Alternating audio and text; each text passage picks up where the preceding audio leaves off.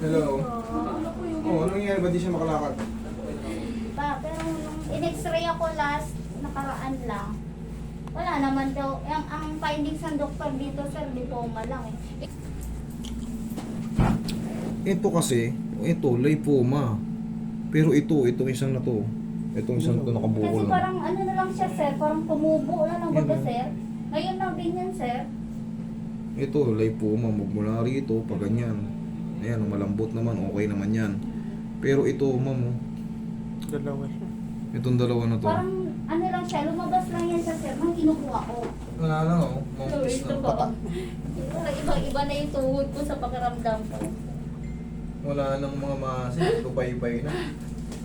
Sige nga, higa ka dyan, ma'am. Higa ka, tagilid. Subok. Ay, Subok lang. Subok lang. Sige. Hindi kaya? sakit dito, sir. Eh. Masakit? Sige, tagilid ka, tagilid ka. Papunta doon. Oo. Kung saan ka komportable. Yeah. Yan. Okay naman? Apo. Dito, sir, kasi masakit to. Pag tumatayo akong ganito. Huwag muna tumayo. Iyan mo muna. Okay yung posisyon na yan? Apo. Okay, haplosan mo muna ng pa. Huwag mong didinan itong bukol, ah. Connected yan sa lower extremities. Parang uurong yung mga didit mo. Parang uurong yung mga nerve mo. Tapos yung mga muscle mo hindi magde-develop.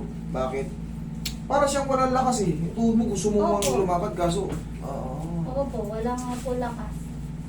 Kailangan lumas yung MRI niya kasi may bukol siya sa ano eh. Nakita nyo naman. Pero susubukan natin ano yun. Kasi base sa'yo, dito siya ano kagad eh. Opo, dyan po. Hindi sa mismong bukol eh. Chinik ko naman yung bukol pero hindi ko patatamayan. Pwede ko naman pekto sa inyo doon sa baba lang eh. Kaya kong gawin yun. Yung nag-cairo po sa akin nung una, Tingin po. hindi rin po ginalaw yan. Tama naman yun. Hindi kasi pwedeng ano yan. Basta walang ano. Basta walang diagnosis dyan. Feeling ko po kasi itong buto ko po dito, parang umufli kesa sa kabila. Yung parang ito po. Checkin din natin. 1,000 ano? Hindi, yung sakit po talaga, ano na, Hindi, isang yung taon ano, na. Isang taon na. Yung pinaka naramdam mo paunti-unti. Kailan yun? Isang taon na po. Isang taon na. Oo. Siyempre, isang taon ka ng ano, nakakaramdam ng pain yan. Siyempre, tayo mga Pilipino, tiis-tiis. Mm-hmm. Kaya pa to. check up naman po ako. Kaya pa to. Pero, habang tumatagal, siyempre, sigurado naman na nagsimula ka sa pag ganito.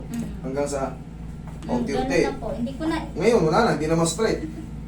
1 year ko na siya dito nauunat. Ito. Ah, ayan o po, tingnan mo, may tumutunog. Pag kunting ilaw, may tumutunog dito. Dito, Opo, may tumutunog pag hinihila-hila o pag gumalaw po ako. Pinoy. Ha? Pinoy ka. wala naman. Sakit do ka. Ay, dok. Pag ini-spit ng gano'n, masakit. Sa kabilang side ka. Kabilang side. Ayan, mas magaan. Ito talaga ang masakit dito, dok. Ay, dok. Master na.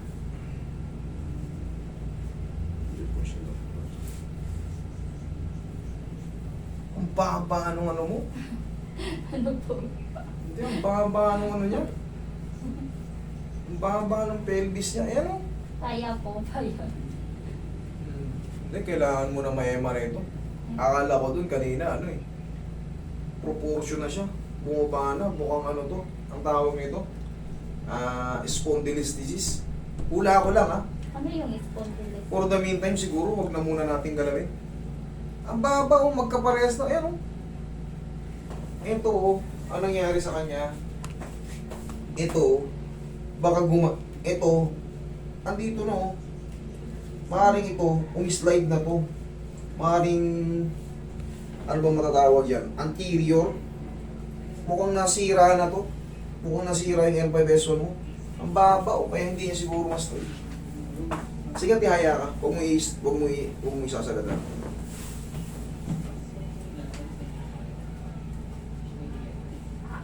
Oh, dali ganito. Yan. Okay lang? Pag nakaganyan. Ito nakalutang, nakaganon. Nakaganon. Gumiwang na rito. Hindi siguro pwedeng galawin muna to hanggat wala yung MRI. Ma'am, doon na lang tayo sa safe. Wala naman kayong babayaran sa akin eh. Kailangan, hintayin na lang natin yung December 3 para ano, baka mamaya may compression fracture na to eh. Mama daw po daw. Pero in-x-ray ako, sir. Nasaan? Hindi ko nga lang nakuha sa tala. Pero, wala na. Tinanong ko naman yung doktor. Sabi ko, Dok, ano po ba nakita dyan? Wala naman daw. Sabi ko, may ano po ba yung spine ko? Wala naman daw. Hindi totoo yan. Hindi mo na nga malakad yung sarili mo, hindi mo ma-stretch yung sarili mo. Na-confine kasi ako 2 araw doon sa ano eh. Kaya, na-confine ka. Ibig sabihin, hindi ka i-confine kung wala kang problema. Nagpa-confine talaga ako kasi hindi ko talaga kaya yung sakit dito. Kaya nga ngayon, for the meantime, hindi mo na siguro gagalawin. Wala, imbalance na, ang layo na ng ano. Eto na oh. Dapat to, legs pa to eh. Eto na yung ano niya oh. Oh, nandito oh. Eto na oh. Pwede po Ayan. pala ako maano. Sa baba. Nasa baba na. Medyo malaki na yung ano niya. Eto nakaangat dito. Eto ang taas oh. Eto ang taas oh. O diba? Nasa balakang, andito. Sobrang taas. Pero ito na oh. O yan oh. Oh. Diba? O nahawa ko na. Kaya nga sabi Sobrang ko po, gayong ng pag-anon. Hindi sa Medyo pantay. delikadong ano yun. Baka mamaya nagkaroon ng ano. Nagkaroon ng mga arthroses na. Pero much better talaga kung ano. Much better talaga kung MRI po. lumabas na yung MRI mo. Tagal-tagal Tapos po. kunin mo yung x-ray. Kunin mo yung x-ray kasi makititignan ko kung ano yung distance eh.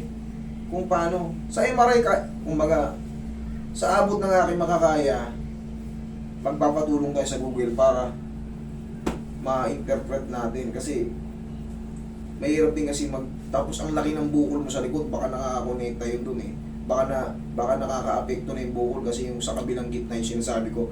Yung dito, lipoma, okay yun. Pero yung may dalawa siyang ano eh, may dalawa siyang bumukol na spinous process eh, baka malumpo kita ngayon eh, hindi ko gagawin yun. Kailangan natin mag-ingat. Okay?